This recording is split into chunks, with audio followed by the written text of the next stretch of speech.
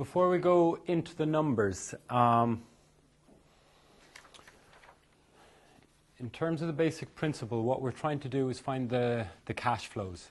So that's, there are a couple of items that will affect cash and others will affect profit.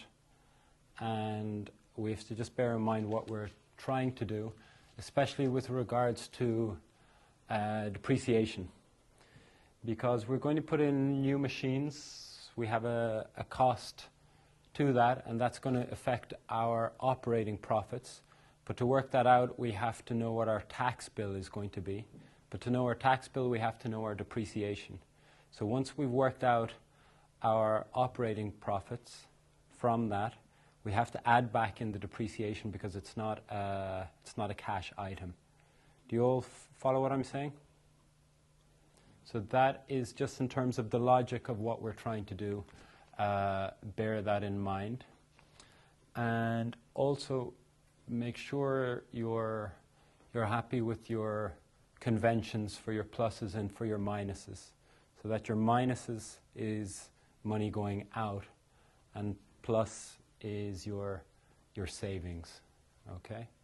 Because we're going to have to put all of we've 3 different time periods. We've year 0, we've years 1 to 19, and the final year is going to be exactly the same as years 1 to 19, except we're taking into account the salvage value of the item in the final year as well. Okay? So they're the only differences, your initial investment, the salvage value in year 0 and in year 20. So first up we have the cost of the new machine. Does someone want to give me the figure that's going in here? Yeah.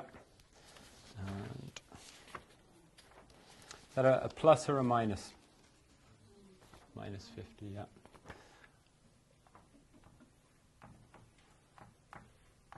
Now what does it say about installation costs? Yeah. Why is that? Yeah. So in this instance, your installation costs are regarded as a capital cost, and it'll be depreciated over the same profile as your new machine. So you can take those together. Okay. And I would imagine it would be the same in any other case you're given. Okay.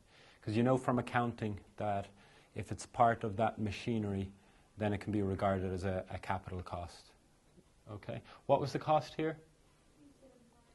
Okay. And what's my sign for this? Minus. Okay. Now what do I do with the old machine? I scrap it. So how much value will I get from it? 1250. Okay. We'll come to that in a moment. Now the important thing is, okay, I can sell it for 1250. But what's the book value on that? Yeah. So it's that difference between the salvage and the book value that you're gaining on. Because if it was in your books at 1250 and you salvage that amount for it, there's no gain or loss there. Okay? So I would imagine it'll be fairly straightforward, but just bear that in mind, because it is the difference here that you're going to get taxed on. Because essentially the taxman will see that as you had a book value of 0, you've sold the thing for 1250, so you're going to make a profit of 1250 on it. So how much is the taxman going to take? What's the tax rate on it? 40%. Okay. Tax. So in terms of the salvage on the 1250, is this going to be a plus or a minus? Yeah. Are we all clear on that? Yeah. Just think about it in terms of if the money is coming in